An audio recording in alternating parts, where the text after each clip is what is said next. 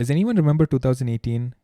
That was the year we got to see Ranveer Singh play Alauddin Khilji in Sanjay Leela Bansali's movie Padmavat. For some reason, he was dressed in a carpet and wearing 3 layers of coal around his eyes. 10 years before that, we got Hrithik Roshan's rock hard abs and beautiful eyes in Jodha Akbar. And notice that he's not wearing coal because he's not a bad guy. All jokes aside, these small fashion choices point out why these two movies are great examples of the two versions of Muslim kings that exist in the Indian imagination today. One version is a beast, a sadistic warrior, breaker of temples, outrager of women, barbaric oppressor of all Indians. And who eats meat like that? Gross. The other version is a kind and considerate patron of the arts, a builder of beautiful buildings, an all-round lover of everything Hindustan. I mean, how can you dislike a guy who twirls? Some people, namely the kind who think India is a Hindu Rashtra, point to Muslim kings like Khilji and Aurangzeb and say that today's Indian Muslims must pay for their crimes. Meanwhile, the secular types would rather everyone focus on someone like Akbar, and how under his rule, India was the envy of the world. But both these camps, when they're talking about these kings, they aren't actually talking about kings. What they're actually talking about is Indian Muslims today and how we should treat them. When they bring up this history, constantly in movies, in news debates, in political speeches, they want us to either hate Muslims because Khilji and Aurangzeb were brutal, or love Muslims because Akbar and Shah Jahan made fancy buildings. But what do Akbar or Khilji have to do with ordinary Muslims? The majority of India's Muslims belong to working class communities. They work as daily wage laborers, street vendors, tailors, weavers, construction workers. They are underrepresented in managerial positions and in public sector jobs, and they struggle to access good education. The anti-Muslim stigma that is everywhere in India today is only partly responsible for these struggles. The other big cause is caste. The majority of India's Muslims, 70 to 85% of them, belong to lower castes. And yes, caste among Muslims is a very real thing.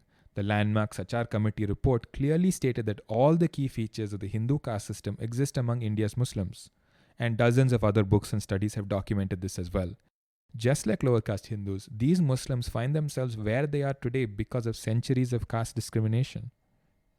But this video is not about whether caste exists among Muslims. This video is about why no one talks about it. It's about how these two sides, the communal and the secular, which are seemingly so opposed to each other, actually work together on one level. The communal side demonizes Muslims and blames them for all of India's problems. The secular side tries to tell you that Muslims aren't horrible, they're just different, and that we need to accept these differences because unity and diversity or something like that. Both sides make the Muslim seem like a special kind of person, different from the rest of India. And this keeps the conversation focused on their differences and keeps caste in the background. Why? Because caste is complicated, but Hindus versus Muslims is a simple equation. It is the grand formula that's worked for 100 years.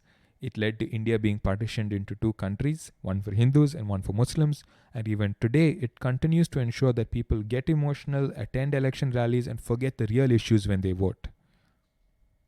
Back in the 1930s, one group of Muslims was trying to break this Hindu-Muslim equation by talking about caste among Muslims.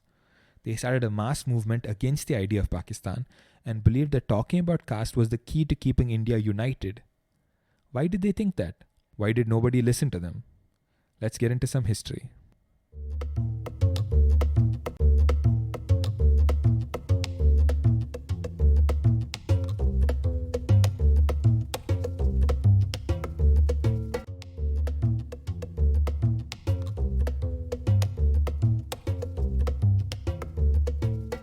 Let's go back to the 1940s. The British were getting ready to leave India, but they weren't sure how to leave it and who to leave it to. The Congress claimed that they represented all Indians and would create a secular democracy. Muhammad Ali Jinnah and the Muslim League disputed this, saying that they represented India's Muslims who wanted a separate nation. Jinnah fundamentally didn't trust Gandhi and the Congress. He believed that Muslims couldn't be safe in a democracy ruled by a Hindu majority. Gandhi and Nehru talked a lot about secularism and equality, but at the same time, some big Congress leaders were sympathetic to the Hindu Mahasabha, a group which dreamt of India as a Hindu Rashtra. Eventually, in 1946, the Muslim League won a huge victory in the provincial elections. For the British, this was confirmation that most Indian Muslims stood with Jinnah and his demand for Pakistan. Shortly after that, India was partitioned. But Dr. Khalid Ansari points out a fact that most people forget. In that crucial 1946 election, only 12% of Muslims were allowed to vote. You see, in order to vote at that time, you needed to either be educated, own land, or pay taxes. So what did the other 88% of Indian Muslims want? Well, at the same time that Jinnah was claiming that the Muslim League spoke for all Indian Muslims, another Muslim party was actively campaigning against partition. The All India Moment Conference, led by Abdul Qayyum Ansari, was mostly active in UP, Bihar, Bengal, and Punjab, and most of its support came from Moments or Ansaris, a lower caste weaver community who were earlier known as Julahas. The Moment Conference saw the Muslim League as a party of the elite, Nawabs, capitalists, and zamindars whose wealth and power was built on exploitation. Ordinary working class Muslims, like the Moments, were not only made to do forced labor, they also faced constant caste discrimination. Their caste name Julaha was used as a slur, and common proverbs made fun of them for being stupid and bigoted. Even though Islam as a religion does not impose a caste system like we see in Hindu scriptures, Indian Muslims still experience caste in very similar ways. Upper caste Muslims like the Sayyids, Sheikhs, Mughals, and Pathans trace their lineage outside of India and are called Sharif or noble. When upper caste Hindus converted to Islam, they claimed one of these names, whereas when lower caste Hindus converted to Islam, they retained their low status in the caste hierarchy. Caste is the basis on which resources and respect are distributed in Indian society. So even when communities converted to Islam, that did not change their occupations or the amount of land they did or did not own. The Moment Conference began to build alliances with other oppressed Muslim castes to create a lower caste Muslim movement. Throughout the 1930s and 40s, they held a series of large meetings attended by thousands of delegates from across India. In these meetings, they heavily criticized the idea of partition. They found it absurd that Jinnah wanted to turn certain parts of India into a new home for all Indian Muslims. According to them, Muslims had much more in common with Hindus from their region than with Muslims from other faraway parts of India. They pointed out that it was often Muslim zamindars who committed atrocities against them. So if Pakistan were to be created, lower caste Muslims would continue to be oppressed even there. The question of caste was very inconvenient for the Muslim League. Jinnah's two-nation theory was based on the idea that Hindus and Muslims are distinct nations, with religion being their only defining identity. So if more people recognized that Muslims were divided internally by caste, the demand for Pakistan would no longer make sense. So essentially, political parties were trying to shape how people understood their identities. Because much like in today's India, the numerical strength of each religious and caste community decided the power of the party that claimed to represent them. Of course, you could claim whatever you wanted about the size of your community, but according to the British, the only thing that mattered was the official census. So when the 1941 census was being conducted, the Muslim League was out in the streets appealing to all Muslims, asking them to make sure they only mentioned their religion and not their caste. Interestingly, on the other side, the Hindu Mahasabha was doing the exact same thing. Its representatives went from village to village asking Dalits to register themselves only as Hindus. Caste was inconvenient for them too. But the Moment Conference wanted Muslims to mention their caste in the census, because then they would be able to prove that they represented the majority of Indian Muslims, not the Muslim League. So why weren't their voices heard? If there was opposition to Jinnah from within the Muslim community, why didn't the Congress use it to stop partition?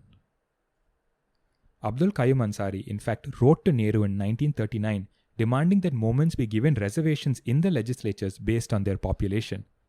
Had this become a reality, the Muslim League may never have won the 1946 elections, and partition may have been prevented. In his reply, Nehru actually agreed with Ansari, saying that some upper class groups among Muslims dominated the others.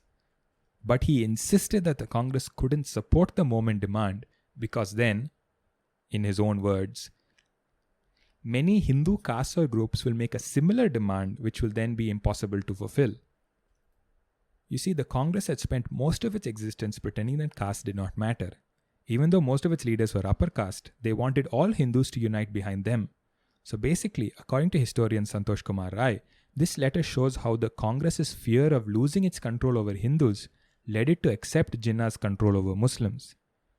Every powerful group that was involved found it more convenient to partition the country and allow millions of people to be displaced and thousands butchered in the process than bring up the question of caste.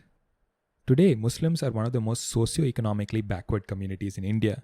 But when you consider that at least 70 to 85% of Indian Muslims belong to lower castes, then it becomes clear that this backwardness is not just a result of religious identity, it is also rooted in caste.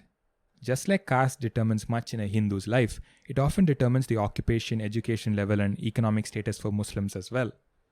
Of course, anti-Muslim hatred only makes this problem doubly worse. But you don't get to see this caste divide represented in movies or discussed in the news, because what you get to see on your screens is limited and controlled to a large extent by politics. And whether it's the 1940s or the 2000s, it has always been vital for Indian politics that Muslims are treated as a single unified community, because this allows politicians from both sides to keep talking about good Muslims and bad Muslims. The communal ones are obsessed with the bad Muslims. They blame them for every problem in the country. Meanwhile, the secular ones keep countering with the good Muslims, projecting themselves as saviors in the process. The end result of this grand, constantly running Hindu-Muslim drama is that Hindus are focused on Muslims, Muslims are focused on defending themselves, and everyone is distracted from the brutal everyday violence of the caste system.